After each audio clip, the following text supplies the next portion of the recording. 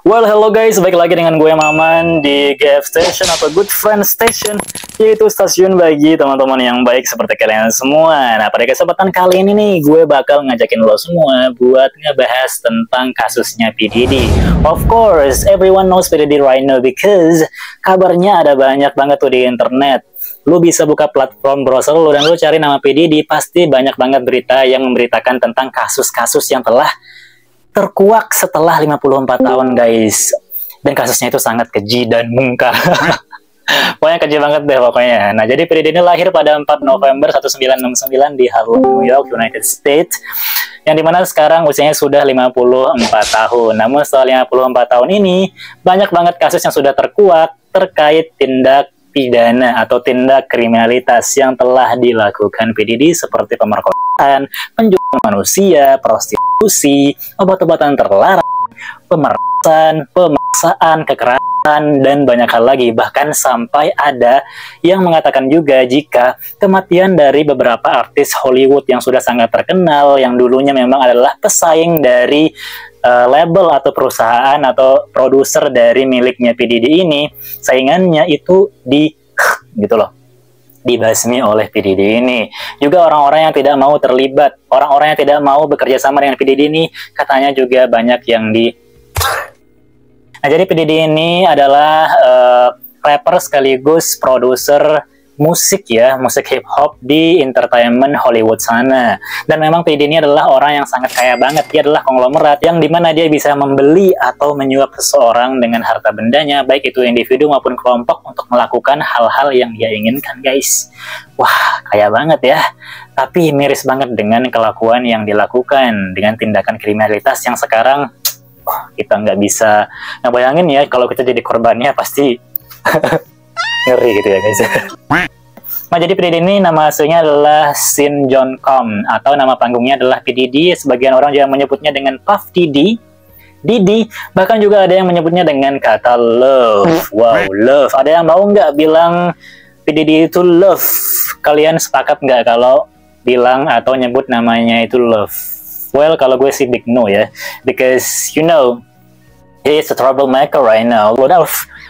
He's about involve his name in this entertainment of Hollywood, and it's really fucking terrible guys. Jadi pada 16 September 2024 kemarin, P. Diddy ini ditangkap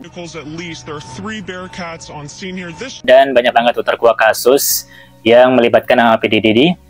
Kemudian juga ditemukan ketika penggeledahan rumahnya atau kediamannya itu ada 1000 baby oil, alat kontrasepsi juga yang sangat banyak, dan obat-obatan terlarang, yang pastinya di sini membuat orang-orang berspekulasi kenapa sih bisa ada stok barang semacam itu yang sangat banyak di kediamannya. Yang ternyata katanya kalau menurut orang-orang dan banyak juga saksi yang mengatakan jika baby oil dan segala macam jenis barang-barang yang disiapkan oleh P. Diddy itu digunakan untuk partinya P. Diddy ini. Nah, jadi nama partinya P. Diddy ini adalah White Party atau Pesta Putih, guys. Well, kenapa namanya White Party atau Pesta Putih, guys? Because P. Diddy mengundang banyak banget orang-orang yang bekerja dalam dunia entertainment Hollywood, termasuk juga artis-artis besar, yang dimana mereka ketika datang ke pesta tersebut harus menggunakan pakaian serba putih, guys. Dan dekorasi yang diterapkan oleh P. Diddy juga menggunakan semuanya serba putih. That's why namanya White Party, guys. Memang pada awal pestanya itu terlihat memang seperti pesta biasanya, yang dimana memang orang-orang di sana itu melakukan hal-hal yang menyenangkan bersama teman-teman guys, dengan kemewahan yang disediakan dengan P. Diddy. Of course, this is different party, not just a basic party like kita hanya minum and then makan kemudian pulang. No, it's big no. This party is really luxurious. It's actually not luxurious, but serious at the same time, you know what I mean? Yeah, you know, banyak banget makanan yang enak-enak, kemudian juga fasilitas yang mewah, and then hadiah-hadiah yang juga mewah banget pastinya. That's why banyak orang yang mau datang ke sini. Juga P. Diddy menyebutkan jika party ini sengaja dibuat untuk memperlihatkan betapa hebatnya P. Diddy ini ke orang-orang lain di seluruh jagat dunia. Dan juga P. Diddy ini menyatakan kalau White Party ini dibuat untuk menyamaratakan semua ras, guys. Makanya orang-orang semuanya disuruh menggunakan pakaian serba putih karena PDD ingin melihat jika orang-orang ini adalah orang-orang yang sama, tidak ada bedanya. Baik itu ras kulit hitam, ras kulit putih, orang Asia, orang white, dan segala macam. Tapi di akhir White Party ini, itu banyak banget tindakan yang memang di luar nalar, guys. Karena PDD kabarnya melakukan pemaksaan dan melakukan juga video rekaman yang memang dilakukan secara ilegal atau diam-diam kepada korban yang telah dicekoki minum-minuman keras, sampai juga dicekoki dengan obat-obatan terlarang sehingga mereka tidak sadarkan diri. Kemudian pemaksaan tindakan asusila, guys, kayak pemaksaan kekerasan seksual yang dilakukan secara paksa oleh PDD, baik dilakukan oleh krunya ataupun mereka ini memaksa orang-orang yang datang untuk persetubuhan, guys, baik itu lintas gender juga, guys. Jadi kayak you can everyone you want gitu loh. Dan party ini sebenarnya nggak pantas dikatakan White Party atau pesta putih. Yang putih ini emang dikaitkan dengan simbolisme dari kesucian ya, guys ya. Tapi di sini ini bukan kesucian, tapi ini kekotoran. Yang jadinya kalau dipikir-pikir namanya itu lebih tepatnya itu freak off party atau partinya orang-orang yang aneh, guys. They're rich people parties. If the feds and whatever else want to call them freak offs, that's on them.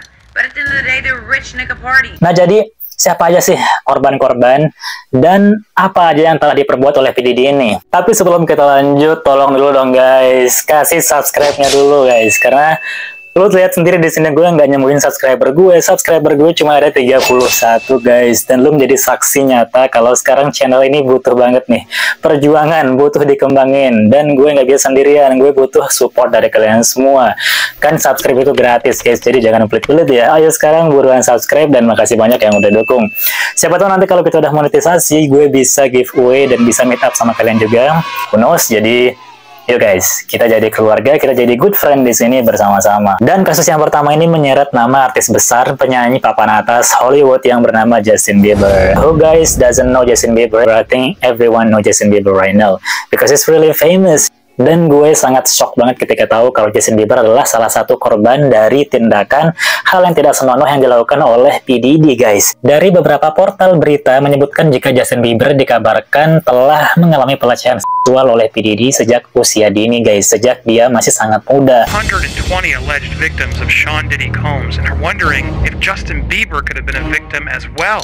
Tindakan kekerasan, pemaksaan kepada Justin Bieber itu pelecehan seksual yang dimana Justin Bieber sampai sekarang mengalami trauma berat. Nah, jadi pada usia 15 tahun Justin Bieber masuk industri musik di bawah naungan Usher, yang dimana Usher ini bekerja sama dengan PDD.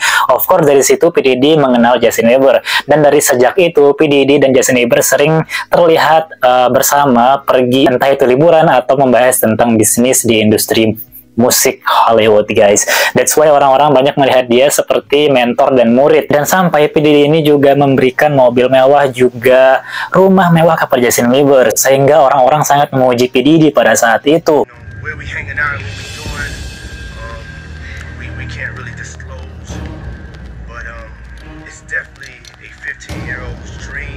Tapi ternyata di balik itu semua itu menyimpan banyak banget kegelapan yang membuat Justin Bieber trauma sampai saat ini.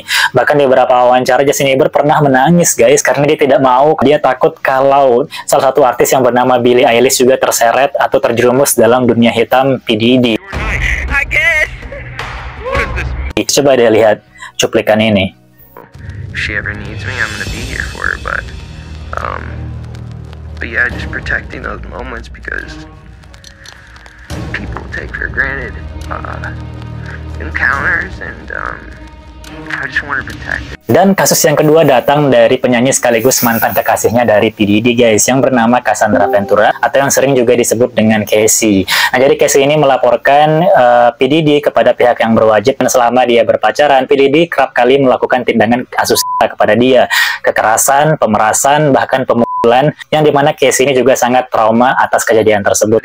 2016 showing what appears to be Diddy violently assaulting then girlfriend Cassie. Bahkan PDD ini juga menyuruh pria-pria lain untuk memperkosa si Casey dengan cara yang tidak senonoh dan kasar, guys. That's why Casey melaporkan ini kepada pihak yang berwajib. I make no excuses. My behavior on that video is inexcusable. I take full responsibility. Karena sebelum-sebelumnya Casey sangat takut sekali guys untuk melaporkannya, dikarenakan PD memiliki kuasa guys, dia memiliki harta, dan dia adalah influencer di dunia hiburan Hollywood yang membuat dia sangat mudah sekali untuk menjatuhkan seseorang. Makanya si Casey ini sangat takut sekali. Karena ada rumor juga guys yang menjurus kepada PD lah otak dari pelaku pembunuhan yang terjadi kepada Tupac Shakur pada tahun 1996, kemudian Biggie 1997, Aaliyah 2001, Left Eye 2002, bahkan Michael Jackson di 2009 guys. Wah, kalau emang benar, ngeri banget ya guys ya. Dan itu juga yang membuat banyak artis juga mingkem ya, atau takut untuk bersuara guys. Karena ya seperti kasusnya tadi, dia sangat mudah sekali untuk menyingkirkan orang-orang yang tidak diinginkan. Jadi gimana menurut kalian? Apakah kematian dari artis sebelumnya itu juga didalangi oleh P. Diddy? Tulis di kolom komentar ya. Kalau P. Diddy melakukan tindakan keji ini kepada Casey, mantan kekasihnya, lalu gimana juga kepada J.Lo ya, yang memang J.Lo ini kan Jennifer Lopez adalah mantan kekasihnya P. Diddy juga. Apakah Jennifer Lopez juga mengalami hal yang sama seperti Casey? We don't know, karena memang Jennifer Lopez masih belum memberikan statement tentang hal ini. Kita tunggu aja ke depannya. Kemudian korban yang ketiga ini datang dari Jaden Smith, yaitu anak dari Will Smith. Kabarnya kedekatan ayah Jaden Smith yaitu Will Smith menyeret anaknya yakni Jaden Smith untuk juga dekat dengan P. Diddy guys. Jadi P. Diddy ini memang memiliki kedekatan dengan keluarga Smith. Namun ada kabar burung yang menyebutkan jika Will Smith secara tidak langsung menjual Jaden Smith kepada P. Diddy. Dalam industri Hollywood, Jaden juga dikabarkan menjadi salah satu korban pelecehan seksual dan kekerasan yang dilakukan P. Diddy beserta krunya, yang mengakibatkan trauma kepada Jaden Smith, sehingga Jaden Smith beberapa tahun lalu juga terlihat sangat frustasi guys, dan bahkan merubah penampilannya. Dia juga terlibat dalam kasus penggunaan obat-obatan terlarang pada saat itu. Jadi sekarang udah terkuak nih, kenapa Jaden Smith pada saat itu mengalami trauma yang cukup membuat kehidupannya berubah, sampai penampilannya pun juga seperti bukan anak artis guys, seperti orang yang homeless pada saat itu. Ternyata di dalam dunia Hollywood itu sangat keras banget guys kehidupannya, sampai banyak netizen yang berbondong melihat postingan lama atau video lama yang telah beredar di internet ketika Jaden mengeluh tentang dia tidak bisa berjalan selama 1 minggu pasca dari pesta White P. Diddy tersebut. Jadi kenapa dia nggak bisa jalan selama seminggu? Apakah itu hal yang wajar guys ketika datang ke pesta dan setelah tidak sadarkan diri dari pesta tersebut, dia tidak bisa berjalan selama 1 minggu dan jalannya katanya ngangkang-ngangkang guys. Jadi menurut kalian kenapa bisa? Dan ada juga netizen yang menyoroti video lama ketika Will Smith mencium Jaden Smith di mulut, seolah-olah itu mengajarkan kedekatan orang tua kepada anak. Tapi menurut kalian apakah itu hal yang wajar dilakukan orang tua kepada anak?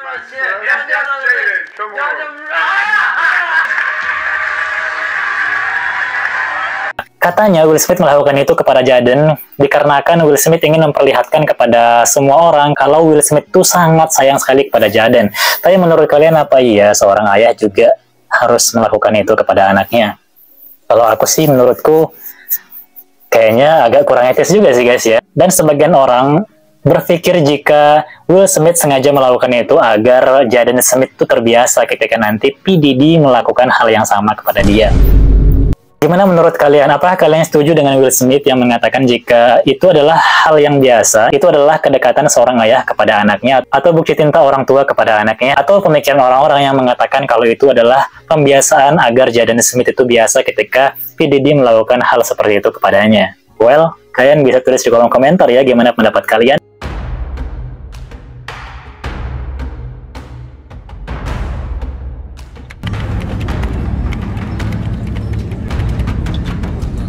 Kemudian korban lainnya bernama April Lampros ya, adalah seorang wanita yang dimana dulunya ia ketika masih duduk di bangku kuliah sering sekali diajak oleh P. Diddy untuk bertemu guys. Dan ternyata P. Diddy beberapa kali melakukan tindakan kekerasan terhadapnya seperti kekerasan seksual, baik itu verbal dan juga fisik. Dan itu terjadi pada tahun 1995 sampai tahun 2000-an guys. Cukup lama ya. Dengan kuasa yang dimiliki P. Diddy itu sangat mudah sekali guys untuk membuat orang-orang tunduk kepadanya. Apalagi orang-orang yang tidak terlalu terkenal banget itu sangat mudah ditaklukkan oleh P. Diddy. Yang udah punya nama aja mudah ditaklukkan, apalagi yang nggak punya nama gitu loh. Kemudian yang baru-baru ini beredar kabar kalau juga Leonardo DiCaprio adalah salah satu korban si P. Diddy ini guys. Baru-baru ini tersebar foto Leonardo dengan Diddy yang sedang berkumpul menggunakan pakaian serba putih. Pada foto tersebut, DiCaprio terlihat senyum di belakang P. Diddy beserta krunya P. Diddy dan menggunakan pakaian serba putih. Ini membuat opini ketika foto itu diambil, P. Diddy dan krunya serta Leonardo itu sedang dalam acara White Party-nya Diddy. Sehingga muncul spekulasi juga kalau Leonardo ini juga menjadi salah satu korbannya Diddy. Entah Leonardo mau secara sukarela atau dipaksa oleh P. Diddy, kita nggak tahu. Karena sampai saat ini Leonardo DiCaprio masih belum memberikan tanggapannya terkait foto tersebut. Justru teman dari Leonardo lah yang memberikan bantahan, yang mengatakan tidak etis jika berasumsi hanya karena satu foto yang diambil sejak 20 tahunan silam. Yang kemudian kita berasumsi kalau Leonardo dan Puff Diddy melakukan hal-hal yang tidak-tidak.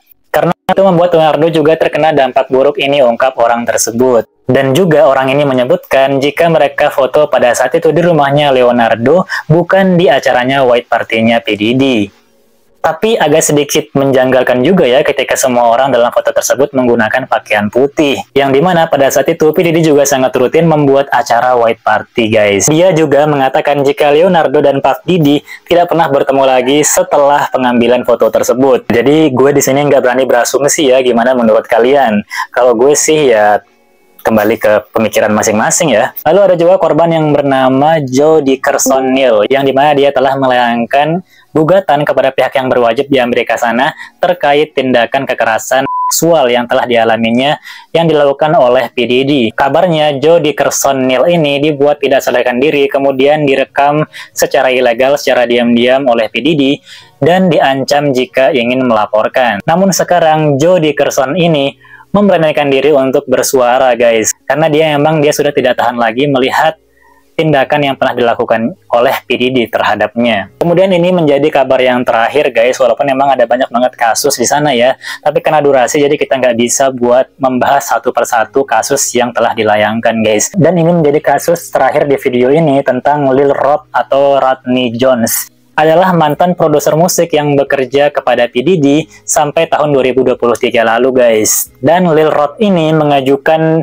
tuduhan kepada pihak yang berwajib terkait P. Diddy yang telah melakukan tindakan pelecehan seksual, eksploitasi, dan intimidasi terhadapnya.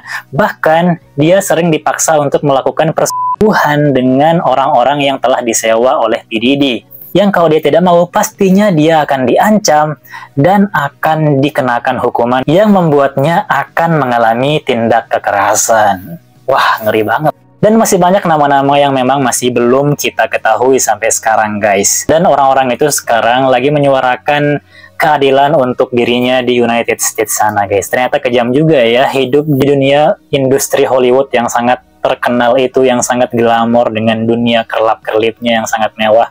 Ternyata di balik itu semua ada banyak banget hal-hal yang kita tidak tahu guys. Jadi kira-kira siapa lagi ya nama yang akan menggugat Diddy setelah banyaknya tuduhan dan gugatan kasus-kasus keji yang telah dilakukan Diddy? Kita tunggu saja bagaimana kabar kelanjutannya. Jadi gitu dulu ya pembahasan kita pada video kali ini. Terima kasih yang udah nonton sampai akhir. Semoga ada hal-hal yang baik yang dapat diambil dari video ini, dan jika ada hal buruk jangan dicontoh, jangan ditiru pokoknya.